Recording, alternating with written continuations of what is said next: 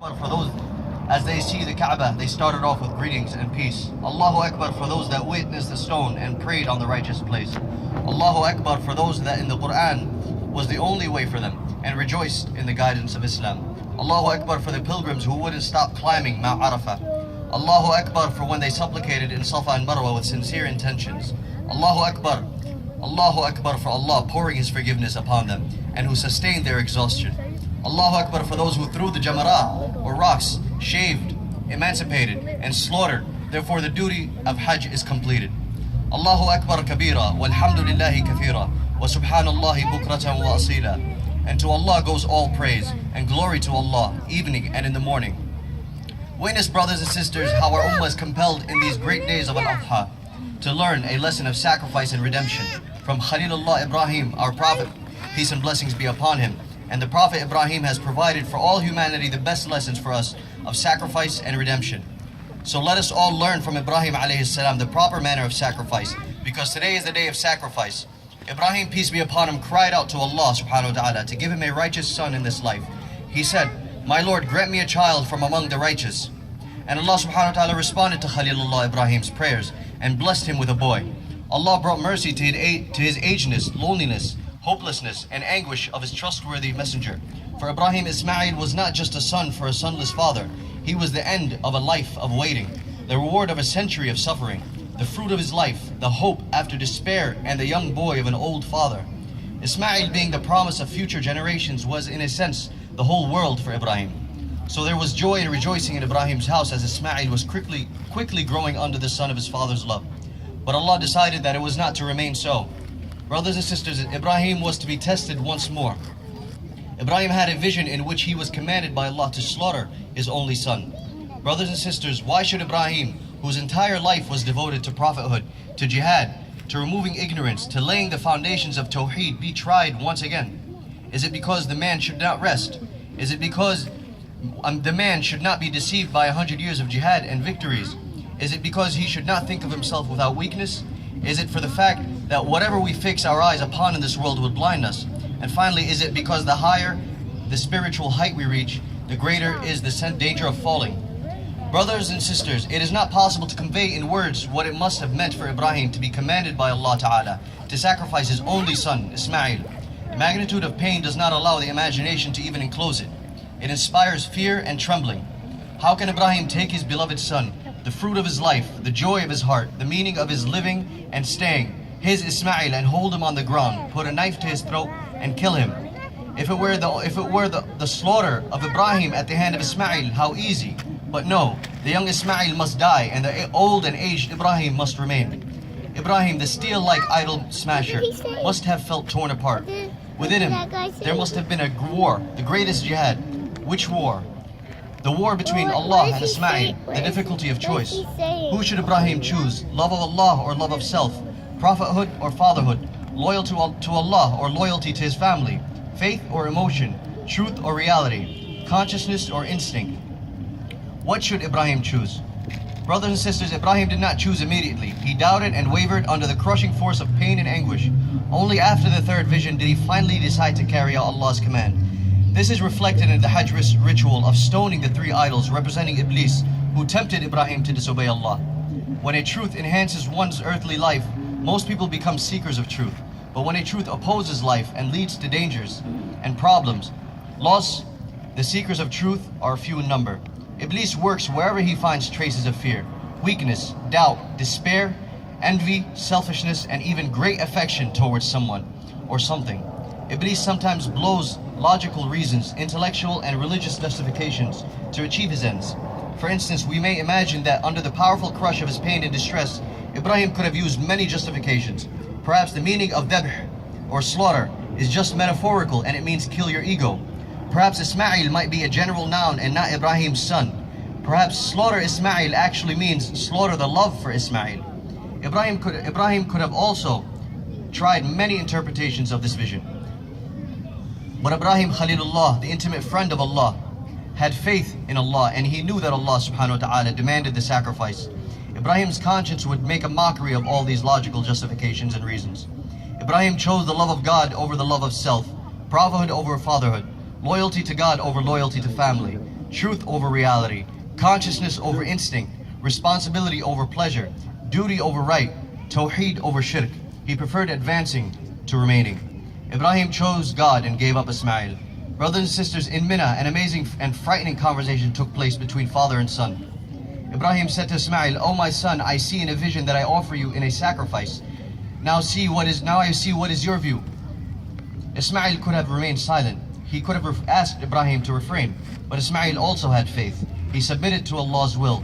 Realizing his father's distress, Ismail gave him these comforting words. "O father, O my father, do as you are commanded. You will find me, if Allah so wills, patient and constant." Allahu Akbar. Ibrahim had consulted his son who willingly offered himself to Allah's command. The choice of Ibrahim was sacrifice. That of Ismail was self-sacrifice, martyrdom. This gave Ibrahim strength.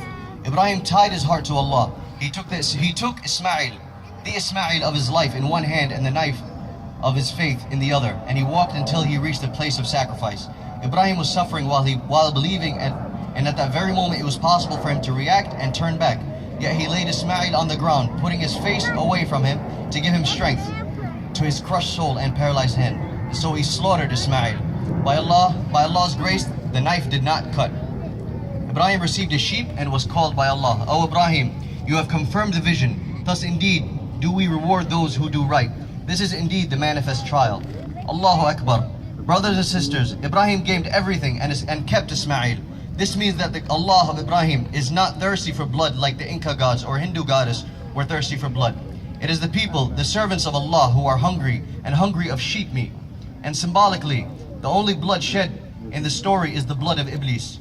Brothers and sisters, this means that from the very beginning, Allah did not want Ismail to be slaughtered. He wanted Ibrahim to be the slaughterer of Ismail. When he became so, the slaughter became useless. Allah from the beginning wanted Ismail to be the slaughter of Allah. And when it happened, the sacrifice became useless. Mankind has needs, but Allah has no needs. He is self-sufficient. Allah Ta'ala in His wisdom raised Ibrahim to the highest peak of sacrificing Ismail without sacrificing him. Allah Ta'ala promoted Ismail to the highest peak of being the great sacrifice of God without bringing any harm to him. This event is not about the torment and torture of mankind, but about the perfection of humanity, the freedom from the prison of instinct and selfishness, and about the elevation of spirit. This momentous event also teaches us through Ibrahim that human life, Ismail's, Ibrahim's, everyone acquires its meaning and value from Allah, the source of creation, and not from nature. It signifies that the good in life represented by Ismail derive their value not from the mere fact that they exist and can be valued, enjoyed and delighted in, but from Allah, the source of creation Himself. Ibrahim was, in some sense, giving back Ismail to receive him again on the proper basis. Brothers and sisters, different people organize differently their loyalty to Allah, to the family and to the nation or the state. A secular mind owes an absolute duty to the nation and a family, whereas a religious conscience owes an absolute duty to Allah. For a secular mind, Ibrahim was willing to murder Ismail, but for the religious conscience, he was willing to sacrifice. Ibrahim therefore instructs that we should owe absolute duty only to God, and it is our relationship to Allah which ought to transcend and determine our relationship to family and nation, and not vice versa.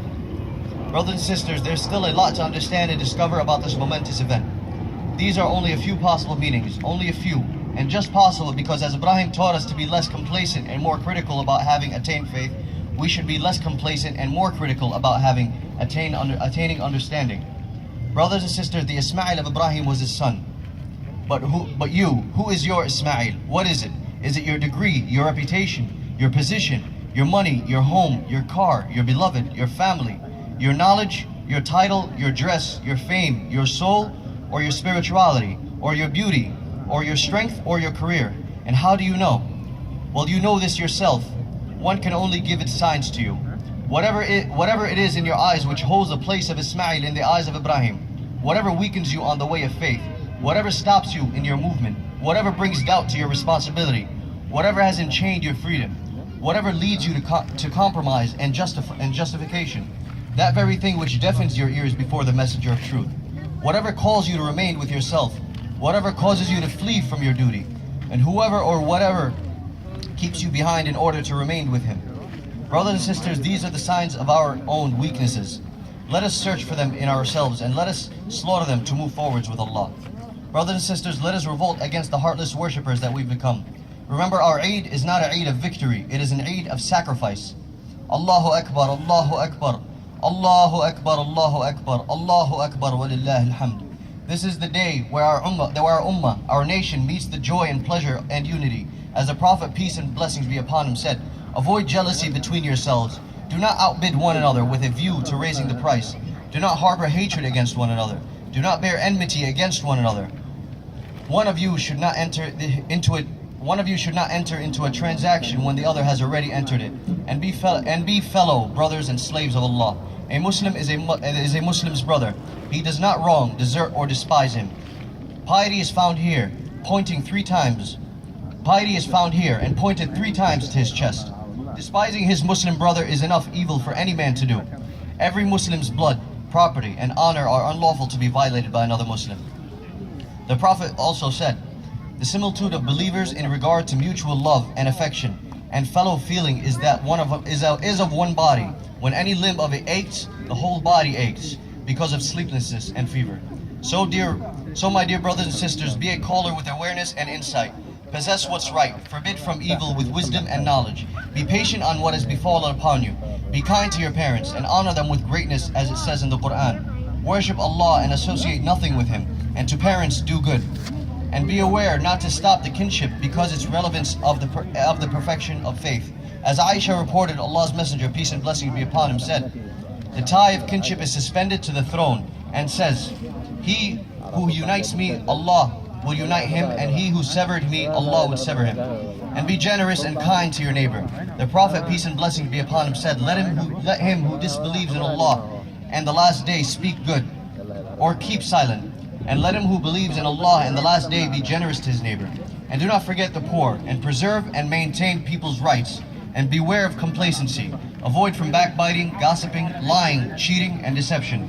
We ask Almighty Allah to unite our ranks and raise our status and compose between our hearts, and shall allow us to repeat this holiday safe and secure. Ameen.